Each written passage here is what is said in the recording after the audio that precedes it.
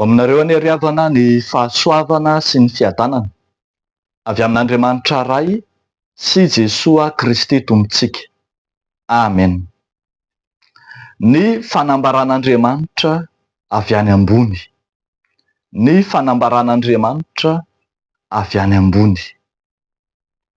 Ao amin'ny filazantsara araka ny Jaona 7:1-30 hatramin'ny 9:30 no mofinaina voalahatra ho antsika anio anazavana izany tenin'Andriamanitra izany. Vakintsika amin'ny anaran'i Jesoa manao hoe: izay avy any ambony dia ambonin'izy rehetra, ary izay avy amin'ny tany dia avy amin'ny tany, ka ny momba ny etỳ amin'ny tany ihany no lazainy. Izay avy any an-danitra dia ambonin'izy rehetra, koa izay hitany sy reny no ambarany, ary tsy misy mandray ny fanambarany. Izay mandray ny fanambarany dia nanisy tombo-kase fa marina Andriamanitra, fa izay nirahan'Andriamanitra dia milaza ny teniny, fa tsy misy fetra ny fanomezan'Andriamanitra ny fanahy. Ny ray tia ny zanaka, ka efa nanolotra ny zavatra rehetra ho eo an-tanany. Izay mino ny zanaka manana fiainana mandrakizay, fa izay tsy mino ny zanaka dia tsy ahita fiainana, fa ny fahatezeran'Andriamanitra no mitoetra eo aminy. Ray Masino, manamasinanay amin'ny fahamarinana, ny teninao no fahamarinana. Amen. Ny fanambaran'Andriamanitra avy any ambony. Jaona mpanao batisa no indro maneho ny fanambaran'Andriamanitra ny zanany ao amin'ny Jesoa Kristy. Nahazatra antsika hatramin'izay dia i Jesoa Kristy tenany no manambara ny tenany ho Andriamanitra. Eto kosa no ny ady hevitra nisy teo amin'ny mpianatra Jaona sy ny jiosy, dia indro nirotsaka an-tsehatra i Jaona mpanao batisa nanao fanambarana fa i Jesoa Kristy dia fanambaran'Andriamanitra ny tenany avy any ambony, avy any an-danitra, ka tokony ho ekena ary tokony inoana fa izy no ananana ny fiainana mandrakizay. Ny zavatra lehibe izay nasongadin'ny Jaona dia ny hoe: ahoana tokoa moa andaniny ny avy amin'ny izy Jaona aza izay efa nitenenina fa tsy mendrika hamano fekapany, izy Jaona aza izay efa nambara mialoha tany aloha fa tsy izy no Kristy fa tonga hisava lalany ihany. Izy Jaona aza omen'ny olona voninahitra, tonga ny olona midododo mandeha an-tany lavitra mihitsy mba hatao batisa. Maika fa ilay fanambarana avy any ambony dia Jesoa Kristy. Salasala kely mantsy ny olona raha nanao batisa Jesoa dia i Jaona ny manamarina, fa tsy tokony hisy ampisalasala mihitsy ny avy any an-danitra, ny avy any ambony. Etsakilany kosa dia misalasala ny olona dia anarin'ny Jaona, fa ny zavatry ny tany aza indraindray omenareo lanja, omenareo hasina, maika fa ny avy any an-danitra, ny avy any ambony izay azo antoka fa Andriamanitra naniraka azy.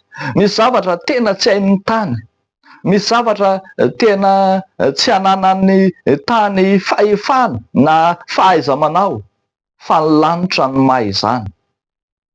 Nahoana ity avy any an-danitra no ho lavina.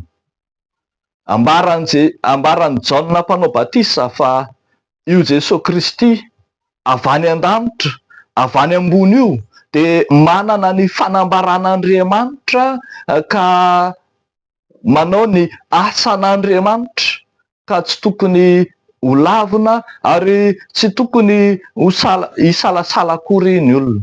Andriamanitra no naniraka azy ary de fanomezan'Andriamanitra tsotro zao fotsiny ho an'ny tany sy ho an'izao tontolo izao io Jesoa Kristy io.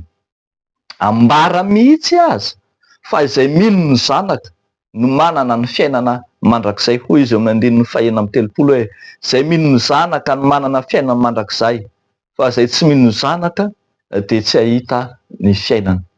Io avy any an-danitra, io avy any ambony, io fanambaran'Andriamanitra avy any ambony io mihitsy no fanalahidy ho an'ny fiainana mandrakizay. Tsy misy olona makany amin'ny fiainana mandrakizay raha tsy efa nandalo ao amin'io avy any an-danitra io. Ary Jesosy Kristy tenany de miteny fa izy no lalana sy fahamarinana ary fiainana, ka tsy misy olona makany amin'ny ray hoy izy raha tsy amin'ny alalako.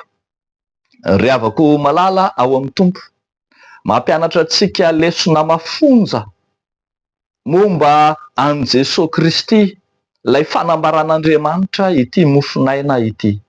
Mampianatra antsika hahay hanavaka tsara ny antsoina hoe avy any an-danitra sy ny avy eto an-tany.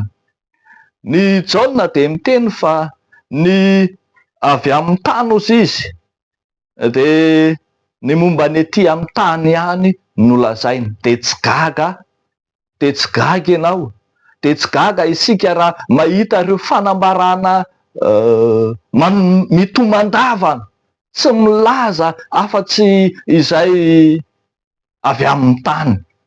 Ao milaza fa ho ampitomboana vola, ao milaza fa ho fenoana vola ao anatin'ny fito herinandro ny kontom-bolanao, zavatry ny tany zany. Ao milaza fa hovaina lany zazavavy ao anatin'ny kibonao, ao ny ahitana fanasitranana sy fahagagana hafahafa, ao ny ahitana endrika mamirapiratra sy ny voninahitry ny tany ihany. Reny rehetra reny de miezaka mampitombo ny laza sy ny voninahitry ny tany. Nefa taddio tsara fa Jaona mpanao batisana no niteny manao hoe izy mantsy an'i Jesoa, izy tsy maintsy mitombo, fa izao kosa tsy maintsy mihaino. Ny lanitra tsy maintsy mitombo, ny tany kosa sy ny voninahitry ny tany tsy maintsy mihaino.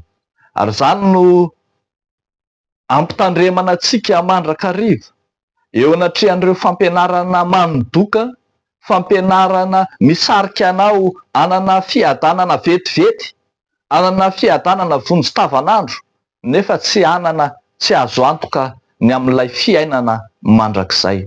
Aleo ry havako, ny mandrakizay no atao tsara antoka, aleo ny mandrakizay no atao vonona, ka rehefa vonona ho anao ny fiainana mandrakizay, inona indray moa no ampahory, inona indray moa no aketraka anao.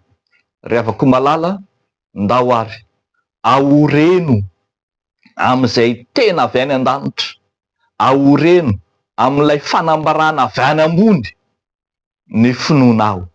Aoka tsy hirona ao amin'izay rehetra manambara ny tenany avy ety an-tany, aoka tsy hanaraka izay milaza sy ambara fa manana ny herin'Andriamanitra na manana ny fanahin'Andriamanitra na milaza tena ho Andriamanitra mihitsy aza, izay misarika anao ho amin'ny fitahiana vetivety ihany. Ahoreno tsara ao amin'i Jesoa, lay tombo sy mpamonjy, lay inona ho Andriamanitra ny finoanao, de ho azonao ny fiainana mandrakizay. De ho an'Andriamanitra irery ihany ny voninahitra. Amen. Ivavaka isika.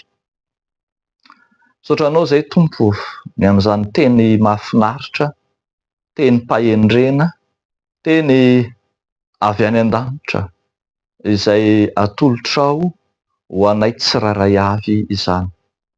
Ianao no tompo sy mpamonjy ny fiainanay, ary tsy misy afa-tsy ianao. Misaotra anao izay tompony amin'ny fahazavan-tsaina tolotrao ialanay amin'ny fahalalana manidoka rehetra, ary dia mivavaka manokana izay ho an'ny kristianina, ho an'ny mpino marina rehetra mba tsy ho voafandrika, tsy ho voatarika ireo karazam-pahalalana samihafa, karazam-pivavahana samihafa izay misarika ho amin'ny hita maso, ho amin'ny zavatry ny tany.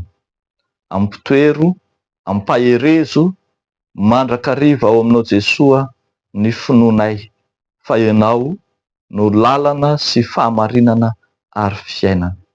Amin'ny anaran'i Jesoa nanaovanay izany vavaka izany. Amen.